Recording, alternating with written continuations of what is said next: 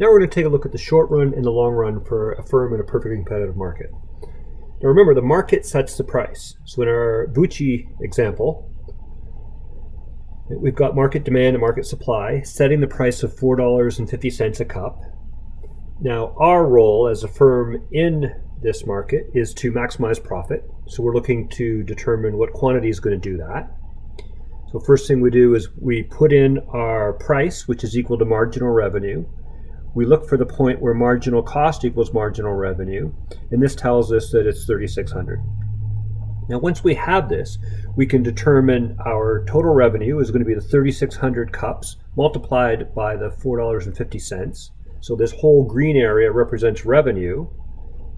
Now we can look at our average total cost curve to determine what's the average total cost per cup when we're making 3,600 cups. And we can multiply that number. It's a little less than $4. And so that now shaded area in gray represents costs, leaving us with this area, which is profit. Now, if you recall, in a perfectly competitive market, there's no barriers to entry. So what the profits do is they send a signal to other firms saying, hey, there's profit over here. And so in the long run, firms will enter the market.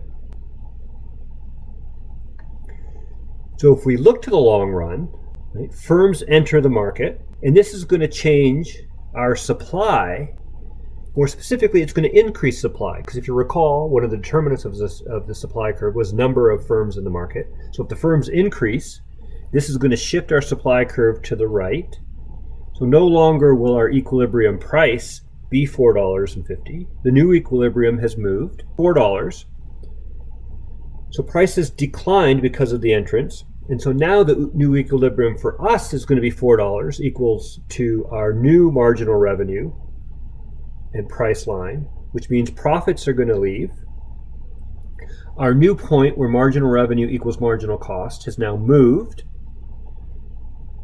So now we're at a point somewhere less than 3,200 cups. And what we also find is that this is also the minimum of our average total cost curve. So this means there's no longer profits, because our marginal revenue equals our marginal cost equals the minimum point of our average total cost curve.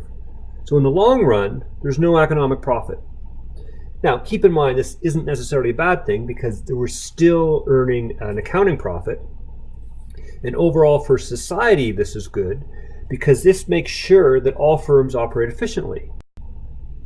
To summarize the short and long run in a perfectly competitive market, the short run is defined where there's a fixed cost. So this means they cannot change that fixed input. So this could be the depreciation on equipment or a long-term rental agreement. In the long run, however, there are no fixed costs, meaning all costs are variable. This just means that everything can change, including what they're producing. So in the short run, they cannot leave the market. They must stay in the existing market, or if their marginal revenue is less than their average variable cost, they will shut down. In the long run, however, they can leave the market if they're earning an economic loss and enter another one. So in the short run, a firm can earn a profit or potentially have a loss. However, in the long run, the process of firms entering or firms exit the market means that on average, most firms will not earn a profit or an economic loss.